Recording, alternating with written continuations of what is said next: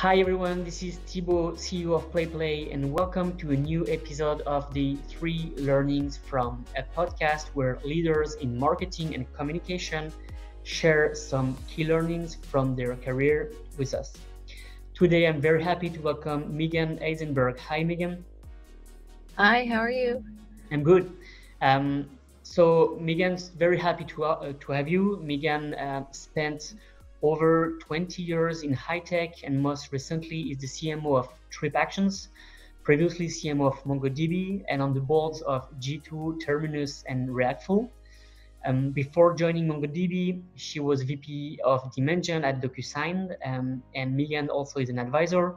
She advised at over 25 tech companies, 7 of which were acquired in the past 2 years, and 1 went public. Quite an impressive track, and I guess a track full of learnings. So Meagen, let's start with your first learning, which I guess is about what to look for when hiring. Yes, I love this question. I've hired hundreds and hundreds of people in my career. And actually, when I joined Trip Actions a year and a half ago, I hired about 20 people in 6 weeks. And there's nothing more important than the team that you hire and what you're looking for. And it's a very expensive mistake if you don't hire well. And I think there's a couple critical things I look for. One being problem solving. In the end, we're hiring people because we have problems we need to go solve. And so you need people who have critical thinking, that can solve problems, that can be creative. And so I'm always looking for examples where they've come in and taken a challenging problem and solved it. The second part I'm looking for is continual learning.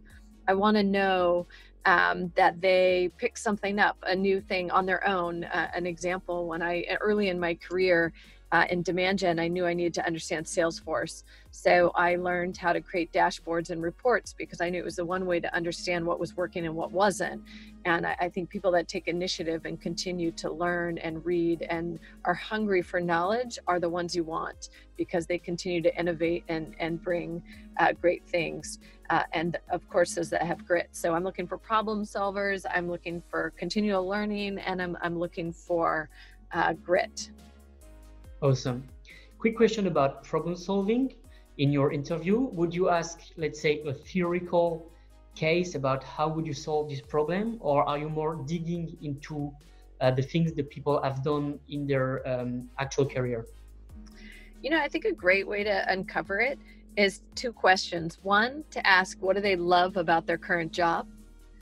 And the answer is not completely relevant, but it's interesting to learn what they love about their work. And number 2, what they don't love. And sometimes when you ask what they don't love, you uncover something, a pain. You uncover that their frustration because they couldn't get something done because they didn't have budget, or they didn't have skill, or they couldn't get someone to do something. And when they tell you they couldn't get things done, that tells you they're probably not a good problem solver. And so you need people who are going to come, and regardless if they have budget or headcount or someone else helping them, they get things done. And so I certainly don't want to hear the answer to that being they couldn't get things done and they were a victim of the situation. I need to hire people who are not victims, people who can go solve problems when they don't have money and they don't have people. They find a creative solution.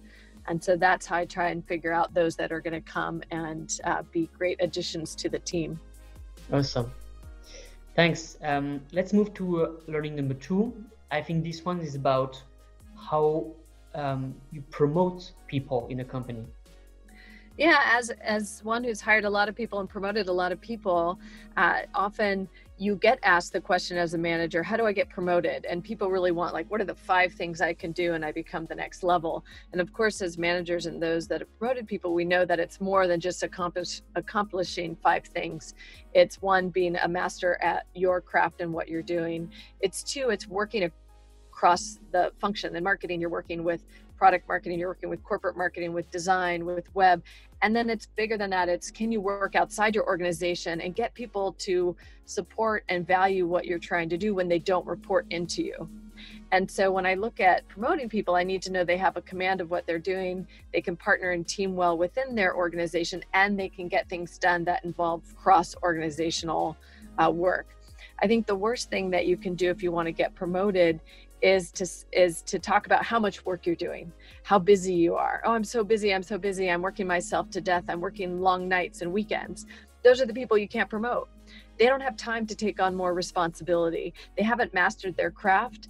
They haven't solved the day-to-day. They're not efficient. They don't know how to prioritize their workload, and they're going to burn out.